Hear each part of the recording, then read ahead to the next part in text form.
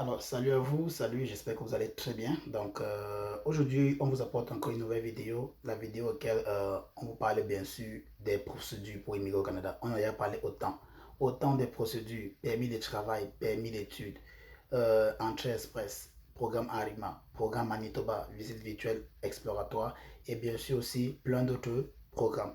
Donc, si vous restez, vous vous dites que venir au Canada c'est difficile, bien c'est pour les riches, arrêtez de regarder les vidéos en ligne, arrêtez de regarder tout simplement. Restez dans votre pays et tout simplement vivez la vie que vous vivez actuellement. Si vous pensez que c'est difficile. Mais si vous pensez qu'il n'y a pas aussi d'autres choses, il n'y a pas d'opportunité pour venir au niveau du Canada, arrêtez donc de regarder les vidéos, arrêtez même de demander à vos amis pour comment ils ont fait pour voyager. Restez simplement là où vous êtes et profitez de votre vie. Tout simplement que ça. Mais si vous voulez savoir comment est-ce que d'autres personnes ont fait pour voyager, c'est pas difficile. Il n'y a rien de compliqué, il n'y a pas la sorcellerie ni la magie. Je vous dis les choses cash. Prenez ça comme vous voulez prendre tantôt. Si ça blesse des personnes, désolé, mais c'est la réalité. Pour venir au Canada, ce n'est pas gratuit. Ce n'est pas donné à tout le monde. Et il n'y a pas de charité. Prenez ça comme vous voulez prendre. Mais sachez que pour venir au Canada, tous ceux qui sont ici au Canada, ils ont mis quelque chose. Ils ont coulé la sueur. La sueur là que vous voyez comme ça, là, ils ont coulé ça. Certains ont même pleuré. Parce que parfois même, les visas qu'ils ont obtenus arrivaient à échéance. Il fallait qu'ils prêtent de l'argent n'importe où. Même s'il fallait qu'ils prêtent même au diable, ils allaient prêter. Je ne dis pas ça pour dire, allez faire ça. Mais je vous dis simplement que si vous êtes organisé, vous n'allez plus avoir le stress que beaucoup de personnes ont. Il y a une personne, par exemple, il y a une personne qui nous a écrit qu'elle a obtenu son visa visiteur. Et le jour qu'elle devrait entrer au Canada, par exemple, parce qu'il y a une date limite, le jour qu'elle devrait entrer au Canada, elle n'avait pas les moyens, par exemple, pour payer le billet d'avion. C'est ça le problème. Et voilà là où ça bloque. Elle n'avait pas d'argent pour payer le billet d'avion. Donc, qu'est-ce qui s'est passé? Il fallait à tout prix qu'elle prête de l'argent. Et quand elle partait prêter, elle n'arrivait pas. Elle n'arrivait pas du tout à obtenir les prêts qu'elle voulait.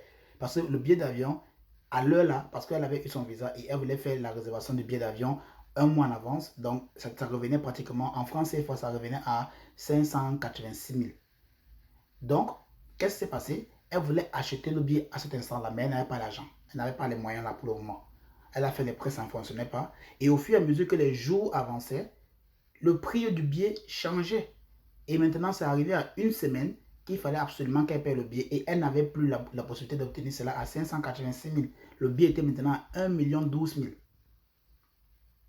Encore quelque chose voilà encore quelque chose qui est encore venu ajouter le stress en elle.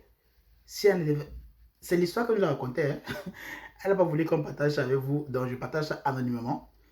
Ce qui s'est passé, c'est que elle ne savait pas. Donc pour elle, il fallait seulement qu'elle meure. Si elle ne voyageait pas, elle allait mourir. Vous voyez le stress qu'elle avait. Donc, qu'est-ce qui s'est passé tantôt, c'est que elle a fini par trouver une personne qui l'a aidé à faire le prêt, mais dans une condition que dès qu'elle arrive ici, elle pourra faire la personne monter avec. Donc, c'est une condition qu'ils ont arrangée. Et ce sont des arrangements, ce sont des choses qui se font. Vous voyez un peu, les arrangements comme ça se fait toujours et toujours. Et je ne suis pas contre ça. Tant que ça permet à ce que vous atteigniez votre objectif d'immigrer au Canada, tant mieux. Mais faites les choses dans les règles. Faites les choses dans les règles. Parce que si on vous attrape dans n'importe quelle fausseté ou bien les fausses choses que vous faites là, vous serez banni pendant 5 ans. Ça, c'est la première chose. Et si on découvre que la gravité même de ce que vous avez fait c'est même très grave, on peut vous bannir à vie de ne plus entrer au Canada. Donc, faites les choses sagement. Donc, bon, bref, la fin de l'histoire, c'est qu'elle a fini par obtenir le financement qu'il fallait. Elle a payé le billet d'avion. Et puis, apparemment, c'est une personne qui était au Canada qui voulait qu'elle vienne avec un enfant. Donc, qu'elle a eu à venir, c'était son enfant tantôt. Donc, elle a eu à ranger, ils ont rangé les papiers. Je ne sais pas comment ils ont fait tantôt. Bon, bref, je n'ai pas envie d'entrer les détails. Et puis, elle est montée avec l'enfant directement et c'est comme ça. La belle histoire. Maintenant, elle est au Canada. Et voilà là où elle nous a contacté pour dire voilà la situation qu'elle aimerait, elle aimerait. Là, ce sont des histoires qui arrivent à tout le monde. Ça peut aussi vous arriver.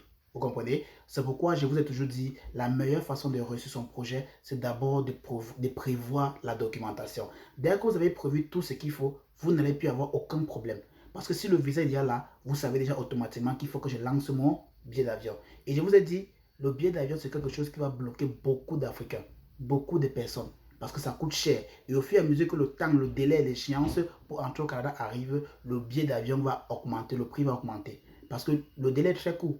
Et vous n'avez plus, c'est maintenant à vous la pression. Ça sera la pression sera maintenant sur vous.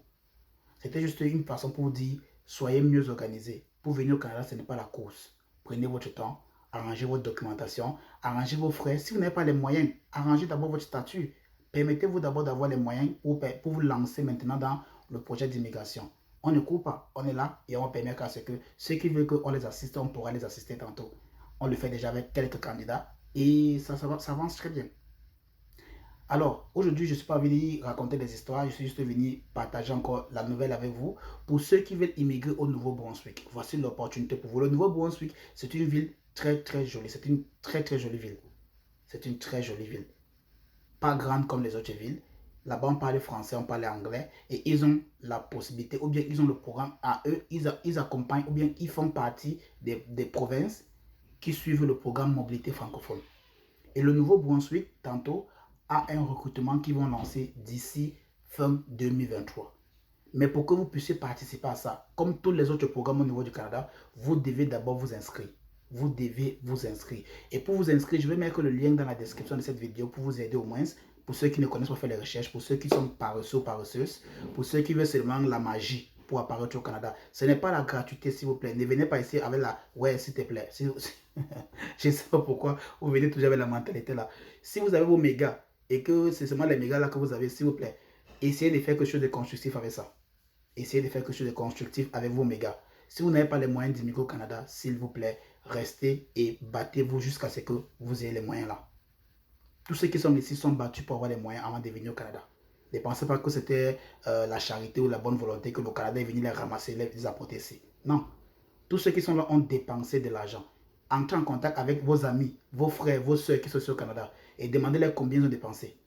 Si quelqu'un a dépensé moins d'1 million de francs CFA, sachez que la personne a sûrement, il vous ment. Tout simplement que ça. Donc si vous pensez que vous n'avez pas les moyens là, s'il vous plaît. La procédure a ses frais. Et maintenant, la procédure a ses frais. Les frais de la procédure, ça peut être moins d'1 million. Oui, là, je suis d'accord avec vous. Ça peut être très moins de 500 000 même. Mais ça dépend de quel programme vous voulez utiliser pour immigrer au Canada. Mais sachez une chose, dès lors que vous allez avoir le visa, le billet d'avion, lui seul seulement, le billet d'avion, c'est déjà plus de 700 000. Donc ça peut même aller au-delà de 1 million.